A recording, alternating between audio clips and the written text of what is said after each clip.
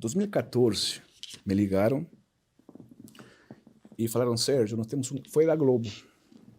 Sérgio, temos um caso aqui que nós queremos um perito para analisar se dá para reabrir ou não. Era o caso Odilei Nuglioni, que é a mãe do Bernardo. A mãe do Bernardo. E foi o primeiro caso de repercussão. Quando falava para mim, eu Fantástico, eu falava assim, cara, que é o Fantástico?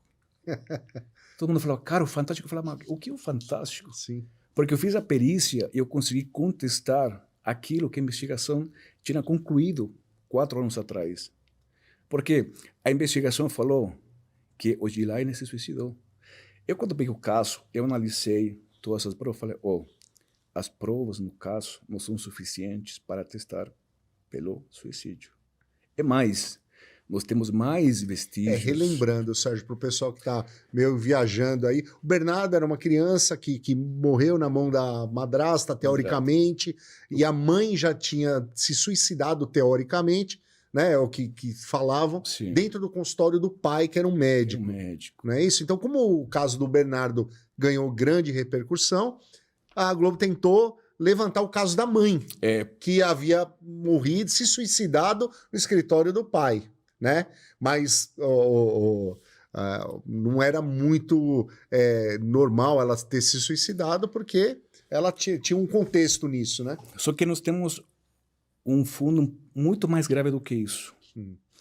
Porque se a investigação de Odilei tivesse sido uma investigação, vamos dizer, um pouco mais aprofundada, Bernardo não estaria vivo. Exatamente. Por quê? Foi uma consequência, Foi uma consequência do erro. Porque quando eu entrei no caso, o caso é o seguinte, o Odilei estava separando do pai do Bernardo, que era Bernardo Boldrini. Eles estavam separando, certo? E um dia ela foi no consultório dele para falar sobre temas econômicos, né? Do divórcio. Do divórcio. E supostamente ela pegou, do nada, enfiou a mão na bolsa, pegou um revólver, enfiou na boca e se atirou. O médico, sabe o que fez? Correu. Ele não prestou socorro. Ele fugiu. Ele falou que o Odilei pegou, falou assim, agora vou te matar. Apontou, ele correu e ele fez um disparo na mesa de atendimento dele. O cadáver, sabe onde foi encontrado? Na perícia. Na outra sala.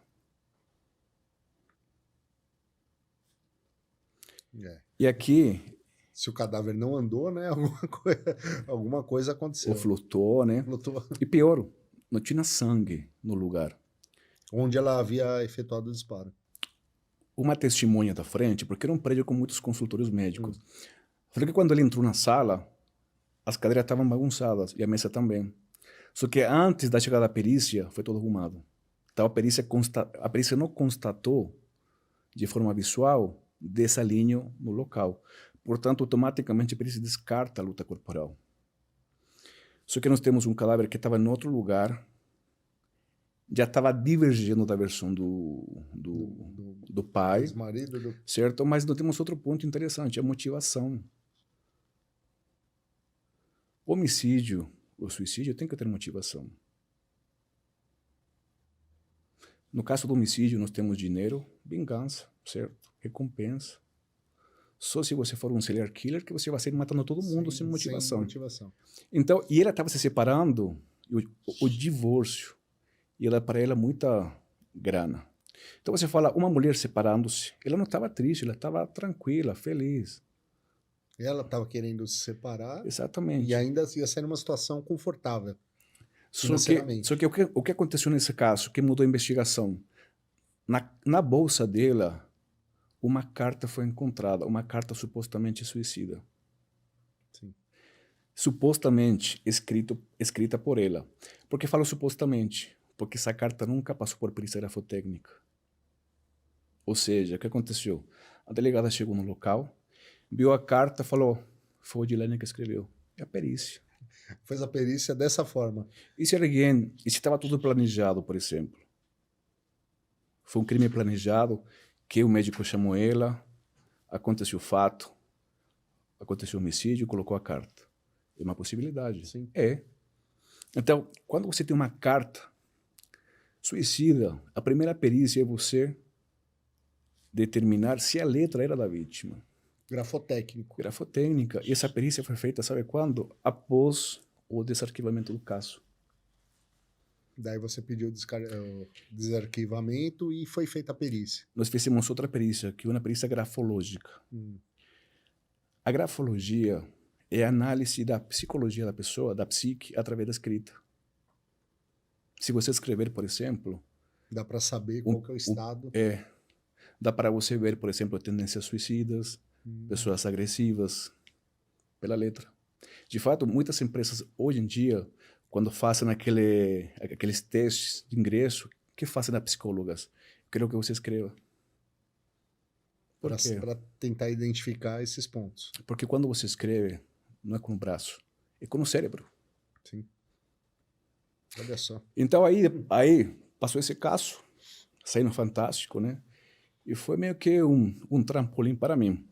E como é que foi o que foi visto desse exame grafotécnico ou grafológico? Então, no final, a perícia constatou que era da letra dela. Me parece que constatou, mas não de forma categórica. Só que o caso posteriormente foi arquivado. Por quê? E isso que eu sempre falo. O sucesso da investigação criminal está na cena do crime. Então, por exemplo, se você não coleta as provas no da momento... forma adequada, você não consegue depois nem seguir, dar sequência. Da forma adequada e no momento adequado. Porque tempo que passa, verdade que foge. Então, quando você não coleta as provas no local, na cena ou no momento adequado, você perde essas provas. Então, nós conseguimos provar que não foi suicídio. Só que nós não conseguimos provar ou nós conseguimos puxar provas categóricas da autoria do crime, do homicídio. E aí o caso foi novamente arquivado. Só que sabe aquela sensação de que se a investigação fosse uma investigação séria, na época, né? Bernardo hoje estaria vivo. Sim.